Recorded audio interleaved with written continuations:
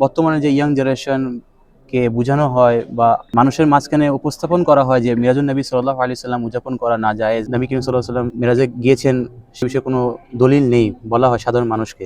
তো হুজুরের কাছে কোশ্চেন হচ্ছে যে মিরাজুন নবী সাল্লাল্লাহু আলাইহি সাল্লাম কি পালন করা কি এটা কি জায়েজ, ইসলামিক দৃষ্টিতে এটা কি বলা হয়েছে? ইসলামের মধ্যে মেরাজুন নবী সাল্লাল্লাহু আলাইহি সাল্লামের বাস্তবতা অনেক গুরুত্বপূর্ণ। আর মেরাজুন নবী সাল্লাল্লাহু আলাইহি সাল্লাম উদযাপন করা এটা জায়েজ কিনা, জি তো এই প্রশ্নটা এমনই হবে যে সূর্য 18 জুনের দুপুর 12টার সূর্য দেখছে, তারপরও বলছে যে সূর্য উঠেছে কিনা, দিন হয়েছে কিনা। এই প্রশ্নটা করাটাই এমন, কারণ আমরা যে 5 ওয়াক্তের নামাজ পড়ি, এই নামাজটা কোন দিন আমরা পেলাম, ইসলামে কোন দিন আল্লাহ তাআলা এই নামাজ দান করলেন? নামাজই হচ্ছে সর্বপ্রথম প্রমাণ মেরাজুন নবী সাল্লাল্লাহু আলাইহি সাল্লাম। সুবহানাল্লাহ। যদি মেরাজ যদি আল্লাহ তাআলা আপনার হাবিবকে দান করতেন না, তাহলে 50 ওয়াক্তের নামাজও আল্লাহ তাআলা উপহার হিসেবে রাসূলকে দিতেন না, আর আমরা সে 50 ওয়াক্ত থেকে 5 ওয়াক্ত পেতাম না। তো যেভাবে 18 জুন মাসের 18 তারিখের দুপুর 12টার উজ্জ্বল সূর্য দেখার পরও এভাবে প্রশ্ন করা যে আজকে এখন সূর্য উঠেছে কিনা, দিন হয়েছে কিনা। আরে দিন হওয়ার জন্য তো শর্তই হচ্ছে সূর্যোদয় হওয়া। সূর্যোদয় না হওয়া পর্যন্ত দুপুর হবেই না, দিনের আলো ফুটবেই না।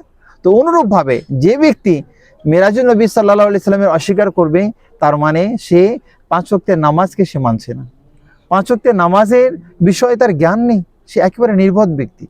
তো সর্বপ্রথম কথা বলি যে মেরাজুন নবী সাল্লাল্লাহু আলাইহি সাল্লাম পালন করা জায়েজ এবং সওয়াব নেই, বরং অনেক গুরুত্বপূর্ণ সওয়াবের কাজ। সুবহানাল্লাহ। কারণ সেই রাতে এমন রজনী ছিল, পৃথিবীর এক প্রান্ত থেকে অপর প্রান্ত খুশি উদযাপন করছে, সমস্ত ফেরেশতা খুশি উদযাপন করছিলেন। সুবহানাল্লাহ। নবী করিম আলাইহিস সালাতু সালাম সাইয়্যিদা উম্মে হানির ঘরে আরাম ফরমাচ্ছিলেন। আমি কিতাবের নাম বলি, মুসলিম শরীফের মধ্যে অধ্যায় রয়েছে কিতাবুল মেরাজ, সিহাসিত্তা দ্বিতীয় কিতাব।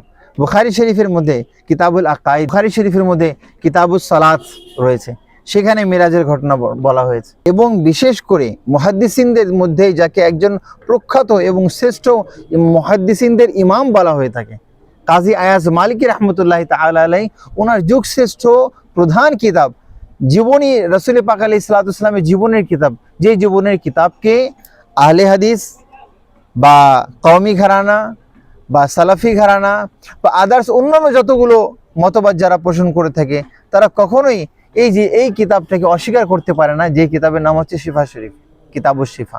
কাজী আয়াজ মালিকি আলাইহির রহমা এটার মধ্যে পরিপূর্ণ একটা অধ্যায় বেঁধেছেন, যে অধ্যায়ের নামই হচ্ছে মেরাজুন নবী সাল্লাল্লাহু আলাইহি সাল্লাম।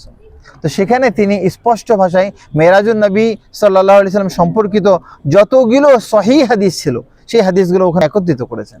আর মেরাজুন নবী সাল্লাল্লাহু আলাইহি সাল্লাম সম্পর্কে অনেক বিষয়ে মতানৈক্য থাকার পরও 45 জন ইমাম আল মাওয়াহিবুল লাদুনিয়া জুরকানির মধ্যে, আল মাওয়াহিবুল লাদুনিয়ার মধ্যে, শিফা শরীফের মধ্যে 45 জন সাহাবায়ে কেরাম দ্বারা মেরাজুন নবী হাদিস প্রমাণিত। সুবহানাল্লাহ। তো যেই বিষয়ে মুহাদ্দিসিনে কেরামরা সাহাবায়ে কেরামের লিস্ট তৈরি করেছেন, যে 45 জনের চেয়ে বেশি সাহাবায়ে কেরাম মেরাজুন নবীকে বর্ণনা করেছেন, তাহলে সেই আলোচনা করা, সেই 27 রজবের রাত্রে সেই মেরাজুন নবীর আলোচনা করা কেন জায়েজ হবে না? মিরাজুন নবী সাল্লাল্লাহু আলাইহি সাল্লামের বিষয়ে অতি গুরুত্বপূর্ণ একটি উনি হাদিস পেশ করলেন, এবং বিভিন্ন যে জায়গায় কোরআন কারীমের পর যদি ইসলাম ধর্মের মধ্যে কোনো হাদিস যদি সবচেয়ে গুরুত্বপূর্ণ হয়ে থাকে, সেটা বুখারী শরীফ।